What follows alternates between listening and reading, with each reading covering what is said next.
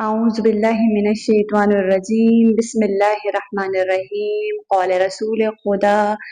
ان القتل الحسین حرارت فی قلوب المؤمنین، یعنی یہاں پر کیا کہہ رہے رسول خدا کہ خون حسین کے بعد انسان کے مومنین کے دلوں میں ایک ایسی تڑپ اور ایک ایسی حرارت پیدا ہو گئی ہے جو کبھی بھی ٹھنڈی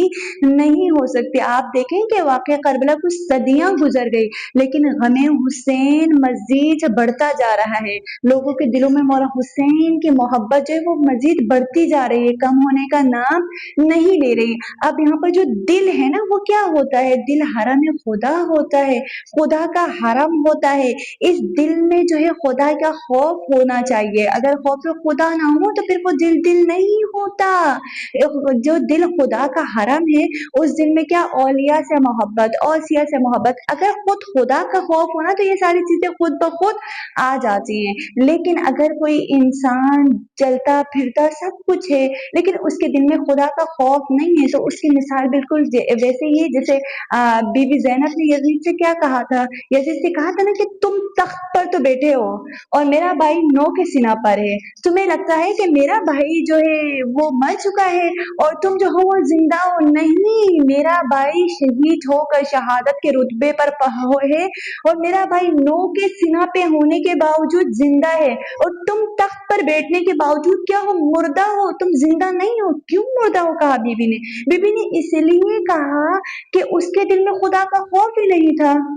اگر خوف خدا اس کے دل میں ہوتا تو وہ سورہ آل عمران کی اس آیت کو فالو کرتا جس میں خود خدا نے کیا کہا؟ خدا خود کہہ رہا ہے قل ان کنتم تحبون اللہ فاتبعونی یحببکم، یعنی کہ اللہ کہہ رہا ہے کہ تم رسول کی کیا کرو؟ پیروی کرو۔ اب جب تم رسول کے بات مانو گے، رسول کی پیروی کرو گے تو اس سے ہوگا کیا؟ اس سے ہوگا یہ کہ اللہ بھی تم سے محبت کرے گا، یعنی تم نے جو ہے وہ خدا سے اگر محبت کی ہوتی تو تم کبھی بھی اہل بیت کی محبت کو اپنے دل میں کم نہیں کرتے بلکہ بڑھاتے اور ان چیزوں سے محبت کرتے جن سے اہل بیت کو محبت تھی۔ اب تو ہمارے کانوں کو بھی شرم آنی چاہیے کہ ہم کتنے عرصے سے سنتے آ رہے ہیں ہمارے جو اہل بیت ہے وہ انفاق کیا کرتے تھے رات کی تاریکی میں۔ آج کل ہم دیکھیں ہمارا انفاق کرنے کا طریقہ کیا ہے، ہماری کوشش ہوتی ہے کہ زیادہ سے زیادہ لوگ ہمیں دیکھیں کہ ہم تو انفاق کر رہے ہیں، ہم راہ خدا میں کچھ دے رہے ہیں، لیکن اہل بیت کس طرح راہ خدا میں انفاق کرتے تھے؟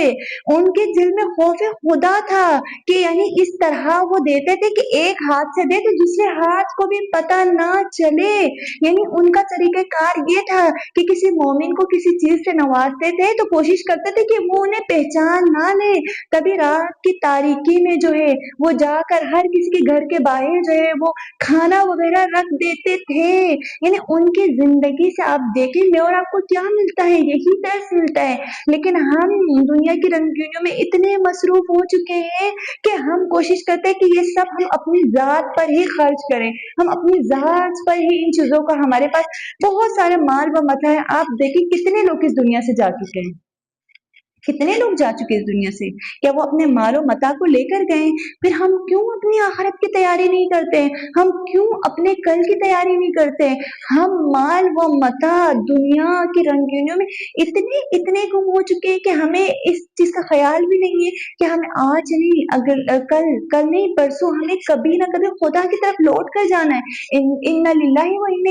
وَإِنَّ إِلَيْهِ راجعون، کیا یعنی کہ اے پروردگار عالم ہمیں بھی آپ کی طرف ہی آنا ہے، تو پھر میں اور آپ کیسے بھول جاتے ہیں؟ میں ایک عالم دین کا واقعہ پڑھی تھی، بڑا خوبصورت واقعہ تھا، وہ کسی کے ساتھ سفر کر رہے تھے اور عالم دین جو کافی علم جانتے ہیں اور بہت بڑے عالم دین تھے، اب وہ کسی کے ساتھ سفر کر رہے ہیں تو ساتھ کوئی ہم سفر ہے، اور یہ بھی ہمارا اسلام درس دیتا ہے جب آپ سفر کرو تو اپنے ہم سفر کا یعنی جو آپ کے ساتھ سفر میں اس کا بھی خیال رکھو۔ تو یہ عالم دین جو ہے وہ جب صبح کا ناشتہ کرتے ہیں تو یہ ایک روٹی خود ہی کھا لیتے اور ایک روٹی اپنے ہم سفر کو دے دیتے ہیں، تو پھر اور کھانے کے بعد کہتے ہیں شکر یا اللہ پروردگار عالم آپ کا بہت شکریہ، میری ایک روٹی تو ضائع ہو گئی لیکن ایک روٹی بچ گئی۔ اب اس شخص کو بڑا غصہ آتا ہے کہ دیکھو یار اس نے دیا لیکن یہ احسان جتا رہا ہے۔ اب دوپہر میں دوبارہ وہ عالم دین جو ہے وہ ایک روٹی خود کھاتے ہیں اور ایک روٹی جو ہے وہ اس کو دے دیتے ہیں، تو کہتا ہے دیکھو یہ دینے کے بعد احسان کر رہا ہے، یعنی اس نے پھر یہی جملہ کہا کہ میری ایک روٹی ضائع ایک روٹی بچ گئی، تو اس نے پوچھا آپ مجھے دے ہی کیوں رہے ہو جب آپ نے جتانا ہے؟ تو اس شخص نے عالم دین نے کہا کہ میں جو کھا رہا ہوں وہ ضائع ہے, جو तुम्हें देता हूँ वो तो बाकी ہے मेरी आखिरत के लिए, वो मुझे आखिरत میں